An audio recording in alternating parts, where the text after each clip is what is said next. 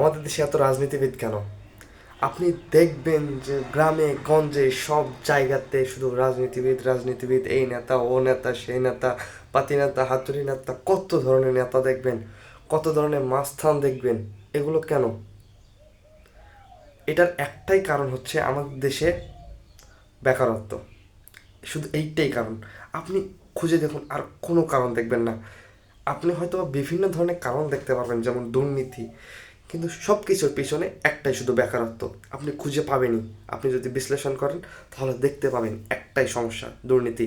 আসলে তারা কাজ পাচ্ছে না, তারা কোনো ব্যবসা করতে পারতেছে না, সেই রকম অর্থনীতি নাই, আমাদের দেশের মানুষের ক্রয় ক্ষমতা নাই। আসলে তারা ক্রয় করতে খুব একটা আগ্রহী না, ওই জন্য তারা ব্যবসাও করতে পারতেছে না। আবার বিভিন্ন মানে একটা বেহাল অবস্থা হয়ে গেছে আমাদের, যে বেকারত্বের অবস্থা। কেউ চাকরি করতে পারতেছে না, চাকরি খুঁজে পাচ্ছে না, সরকারি চাকরি বেসরকারি চাকরি, ব্যবসা করতে পারতেছে না, মানুষ কিনতে পারতেছে না। তো এই জন্য তারা সহজ পথ হিসেবে, তার কারণ তাদের সামনে আর কোনো পথ নেই। তারা বিভিন্ন ধরনের কষ্ট দেখে বড় হয়েছে। তারাও এক সময় চায় যে আমি দেশের মানুষের ভালো করব।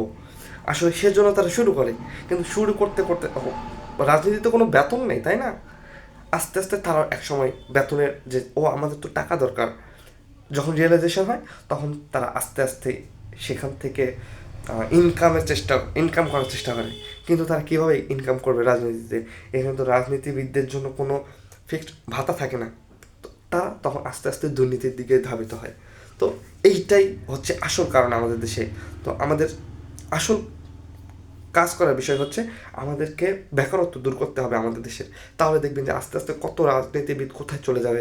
তখন রাজনীতিতে আসবে প্যাশনেট লোকেরা, যারা খুবই আগ্রহী মানুষের ভালো করতে। তারা অন্য দিকের বড় বেতনের চাকরি, ভালো ব্যবসা বাদ দিয়ে বা সেটার পাশাপাশি তারা রাজনীতিতে আসবে। তখন দেখবেন যে দেশের কত উন্নতি হয়। আসলে আমাদের দেশের প্রধান সমস্যাই হচ্ছে এই বেকারত্ব। এবং আমাদের এই জন্য আমাদের দেশে এত বেশি রাজনৈতিক নেতা। আপনি নিজেই ভেবে দেখুন কিছুক্ষণ, দেখবেন যে এটাই একমাত্র কারণ।